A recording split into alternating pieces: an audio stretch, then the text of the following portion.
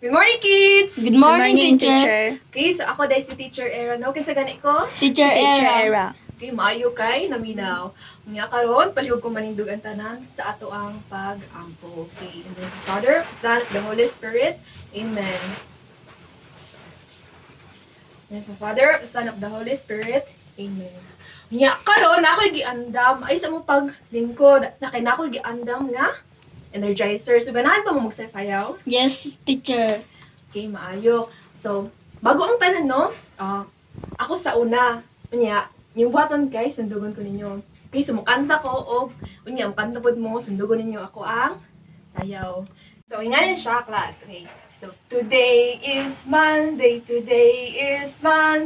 all day long, all day long.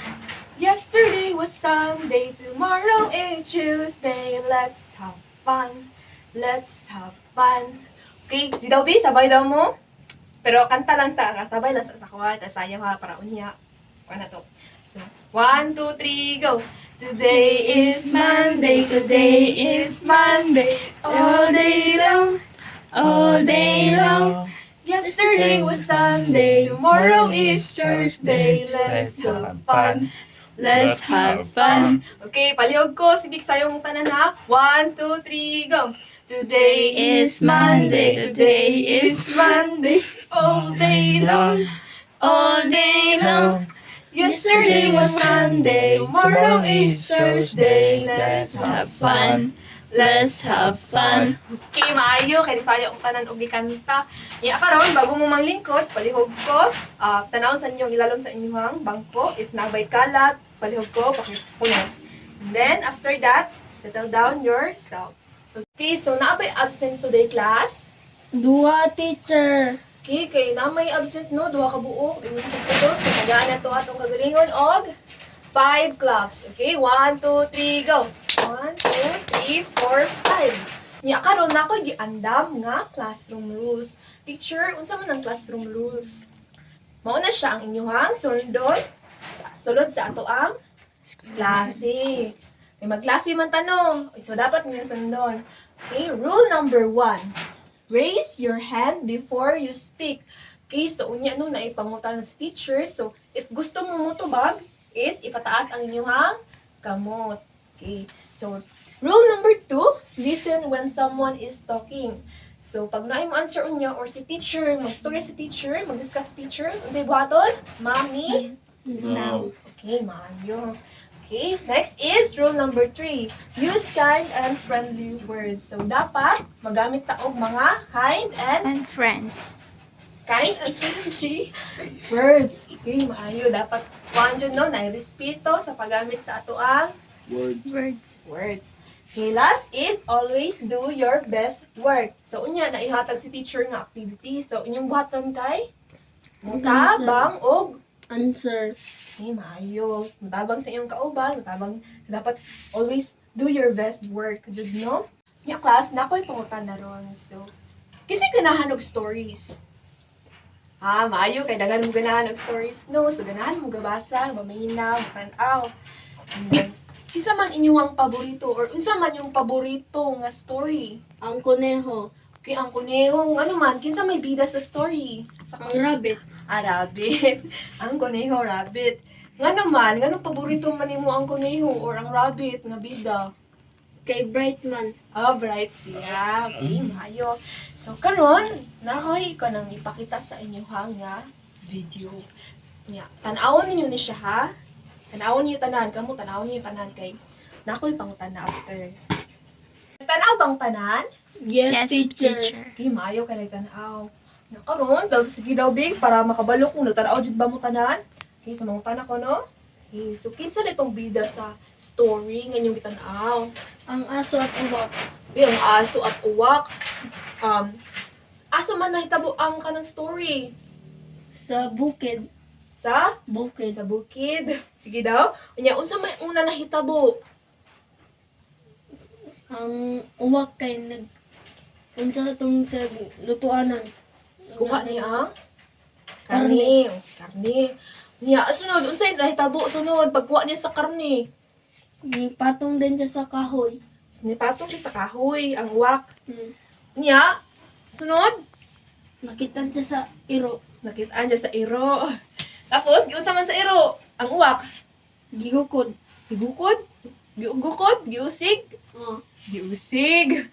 Unya, unsa may nahitabo sa pinakalas, nganong kuan man. Nga na pulbaan ang uwak niya natagak din ang karne sa ubos. Ah, natagak ang karne sa ubos. Kay, giusig sa iro. Okay, maayo, kay, tanaw dyan mo, no? Okay, maayo. Putas. Okay, maayo, no? Kay, natanaw mo. Nya, naka-answer mo sa akong pangutana. So, karon, taga na tuog, Junisha Clap, ang atong kagalingon. So, kabalo mo ba kung sa Junisha Clap? Wala, ma'am. Okay, so inga nila, no? 1, 2, 3, 1, 2, 3. Very good, very good, very good. Kamu dami, 1, 2, 3, go. 1, 2, 3. 1, 2, 3. Very good, very good, very good. Okay, very good. Nya, karon, kabalo na ba kung sa itong topic karong adlaw? Yes, Jiver? Story, ma'am.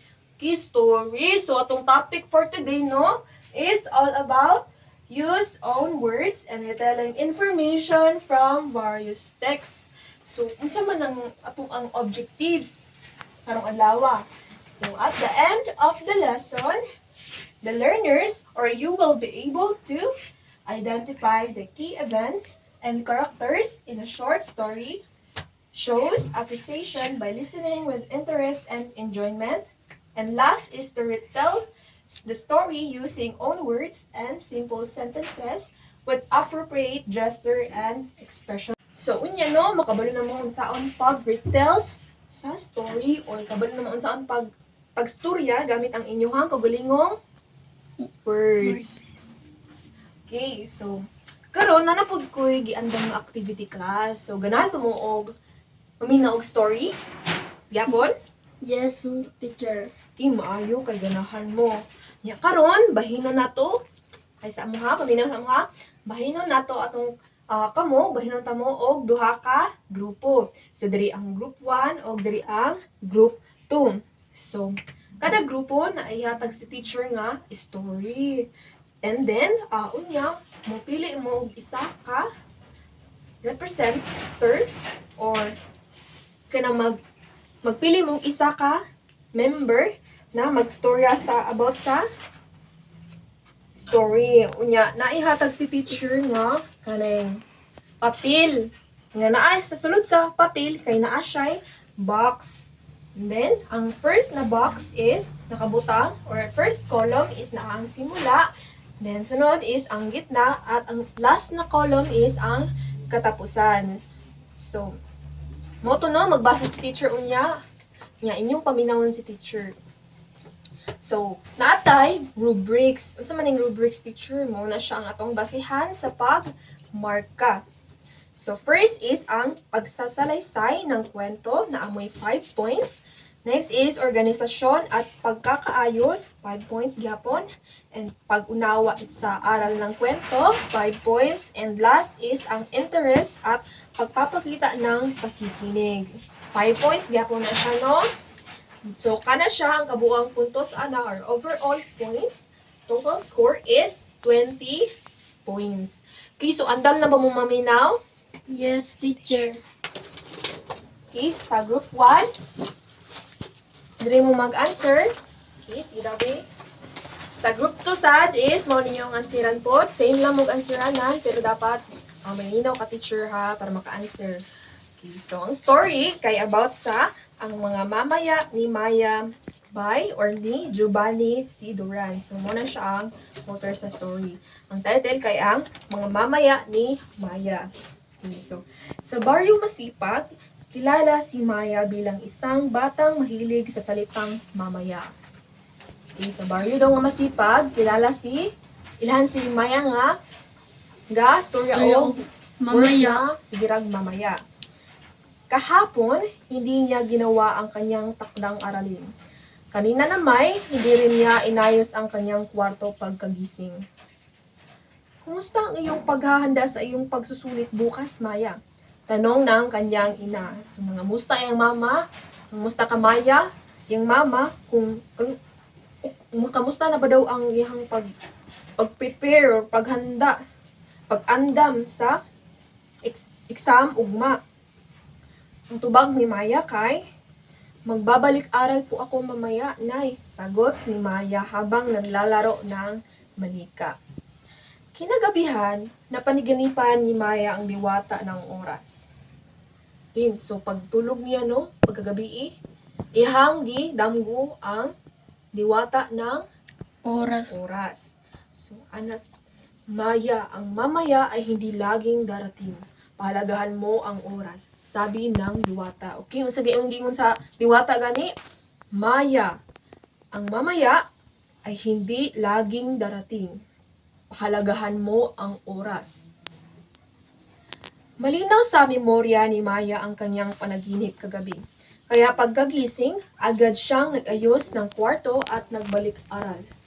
Kinabukasan, handa siya sa pagsusulit at nakuha ang pinakamataas na marka.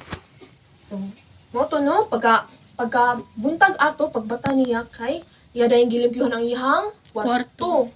Tapos, nagunsa man siya, nag-study ng balik-aral. Balik-aral. Tapos pagkaugma ato pod is, handa na siyang sa pagsusulit at nakuha ang pinakataas na marka. So, pag man atong limpyo niya, pagkaugma ato kay, ready na siya na unsa? Exam. Og nakakuha siya og taas nga Grado. okay, maayo. So, mula noon, natutuhan ni Maya na huwag ipagpaliban ang mga bagay na maaaring gawin ngayon. Pinahahalagahan niya ang oras at hindi na umasa sa mamaya. Okay, karon kay naman ko gihatag sa inyong ansiranan, ang inyong button kay Siran. Siran. Okay, unsa ganitong una buhaton sa first na column, na siya tulo ka column. First is ang simula, gitna at katapusan. So ibutang niyo dira kung naminaw mo sa ako ibutang niyo dira kung unsa ang nahitabo sa pinakauna, sa pinakasugod o sa ikaduha sa katong murag climax ni or itong pinaka kuan sa story kung unsa nahitabo ato. Then last is ang katapusan. So unsa na itong pinaka-last na nahitabo sa story. Okay, maayo. So, naminaw ba tanan? Yes, ma'am. Okay, maayo. So tagaan ta mo og 3 minutes para mag-answer. Okay, nasabtan ba? Yes, ma'am. Okay, maayo. Okay, so karon no, palihog ko pakipasa sa mga papel sa tubangan. Okay, sa group 1 o sa group 2. Nga karon mangutana sa teacher para makita nato og naminaw jud ba mo galiha sa ako ang gibasa nga story. So kinsa ganitong bida sa or mga tauhan sa kwento? Yes, Jiver? Si Maya, si Mama, si Diwata ng Oras. Okay, so tagaan na to si Jiver og Ang Galing Mo Club. So 1 to 3 go. Ay, wala ka ba naman? Ang Galing Mo Club? Wala, ma'am. Okay, so ingana lang siya. 1, 2, 3, 1, 2, 3, ang galing mo. Kamu daw, B? 1, 2, 3, go. 1, 2, 3, 1, 2, 3, ang galing mo. Okay, so, sunod is, nahitabo ang story or ang kwento. Asa siya nahitabo? Sa ilang balay. Okay, sa ilang balay. Unya, unsang may una nahitabo sa story? Yes? Si Maya kay tapulan Tapulan digpit sa mga gamit niya. tapulan manghipo sa iyang mga gamit. Ug unsa pa man? O dili siya mag-study. Dili siya mag-study. So, ingana ba mo? Ingana mo? Dili. So, ang sunod, unsa man itong nahitabo sa kinatungaan sa story? Nagdamgo si Maya kay Diwata ng Oras. Kinagdamgo daw si Maya sa diwata ng oras. Okay, ang last, unsa man itong nahitabo sa pinakalasan sa story? Nahadlok si Maya tapos naglimpyo na siya siyang kwarto o nag-study. Nahadlok si Maya sa kang diwata ng oras, no? Niya, paghuman na to, paghuman kay, naglimpyo na siya og nag-study. So, ingana ba mo? Yes, ma'am. So, ingana mo. Okay, so maayo no. Karon, itong topic ay about man sa use own words in telling information from various texts. So, sa sulod sa story, kay natay ginatawag na tauhan o character. So, maminaw ha. So, ang tauhan o character, ito ay ang mga tauhan sa kwento, mga bida sa kwento or mga character sa kwento. Okay, sila ang gumagawa ng aksyon o ng pangyayari sa kwento. Kinsa ganitong bida or tauhan o karakter sa kwento na ang mamaya ni Maya? Si Maya. Okay, si Maya. So si Maya ang tauhan o ang karakter sa story. Unya karon na ay tulo ka bahagi or parts ang pangyayari. So unsa gaytong pinakauna? Simula, gitna, at wakas. katapusan. Okay, maayos. So ang simula, unsa na ng simula, teacher? So ang simula ay ang unang bahagi ng kwento kung saan ipinapakilala ang mga tauhan at lugar. At sinisimulan ang pangyayari. So sa kwento ni Maya, asa man unsa man tong pinakasugod? Ipaila-ila siya nga si Maya ay mahilig sa salitang Mamaya. okay, no, si Maya daw kay mahilig daw kay moingon nga unya na ko nabuhaton. So no to siya ang simula. Gipaila-ila si Maya kung unsa siya. Sabtan ba? Yes, ma'am. Okay, so ang ikaduha kay ang unsa ito? Gitna. Sa maning gitna, teacher. So ang gitna ay ang bahagi ng kwento kung saan nagaganap ang mga pangunahing pangyayari o problema. So sa gitna, muna siya ginabutang ditoa kung unsa ang nahitabo sa sugod nga problema sa usa ka story. So sa story ni ang mamaya ni Maya, unsa man dito nga part ang gitna? So dito ang nga part kay wala unsa man. Wala gabuhat si Maya sa iyang mga buluhaton. Dili kibali mura nagkinapulan si Maya. So sige ra siya ingon nga mamaya na kay nga sige pa siya dula og sa iyang manika, no? Dili siya mayon sa iyang kwarto. Sa pa jud, dili pa din siya mag-study. So mao to ang iyang problema. Gibutang na siya sa gitna. Ug ang last, ang katapusan ay ang huling bahagi ng kwento kung saan nalulutas ang problema at ipinapakita ang aral. So sa katapusan, unsa man gitong nakuan na natun-an ni Maya? Unsa nga ang oras kay Importante. importante. Oo, natun-an niya nga importante ang oras. Samot na kay nagdipadamgo siya sa diwata ng oras.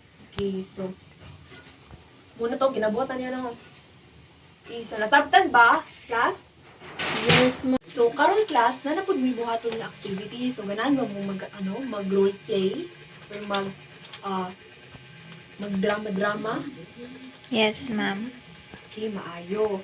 Karon bahin na to yung tamo into 3 groups. So this will be the group 1, the group 2, and the group 3. So group 1, make a circle muna. Group 2 and group 3.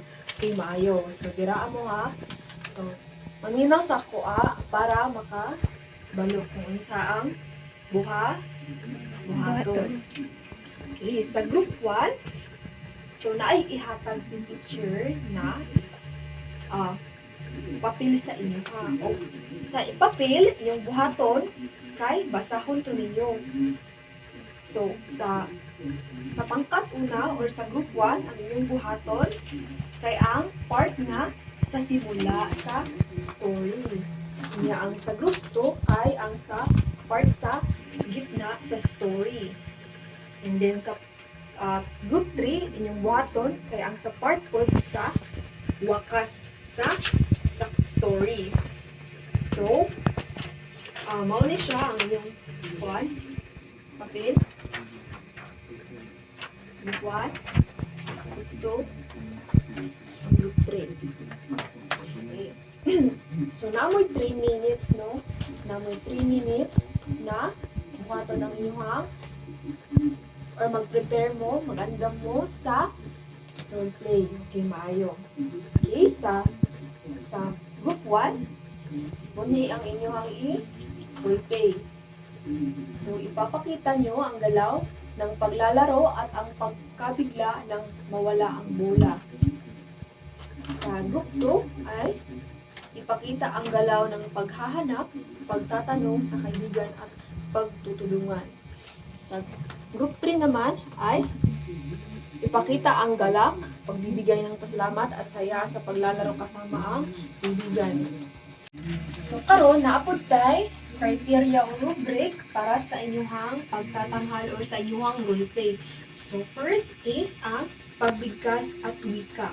So naay 5 points, galaw at ekspresyon, 10 points, pagkakasunod ng kwento, 10 points gyapon, o last is pagtulungan ng grupo, 5 points. So naamoy 30 points. Okay, start na ba? Yes, ma'am. Okay, maayo. So karon, pagkuha mo og papel kay naatay ansiran. So bisan unsang papel. Okay? Okay na ba? Nakakuha ng papel ang tanan? Kuha ng papel? Yes, ma'am. Okay, maayo. So number 1. Si Maya ay mahilig sa salitang blank. Number 10. Sa wakas, natagpuan ni Ana ang bola sa ilalim ng blank at nagpasalamat sa kanya ang kanyang mga kaibigan. Okay, pass na your papers in front. Pasa na yung papel. 1, 2, 3. Okay, okay. So, karon, nanapod mo'y assignment. Okay? So, ang inyong buhaton, maminaw ha, pumili ng isang tauhan sa kwento ang mamaya ni Maya. Iguhit o isulat ang dahilan kung bakit nagustuhan ang tauhan at pangyayari na ito. So, ilarawan dito. Okay? So, nagustuhan ko ang tauhang si Blanc dahil Blanc. Okay, so, muna yung ibutang ha. Okay, kaduha, nagustuhan ko ang pangyayari Blanc dahil Blanc. Okay, so naani siya pila ka points. 10 points. Okay, maayo. So, okay na ba? Nakuha ba? Nakuha? Nakuha, ma'am. Okay, maayo. So, ano to?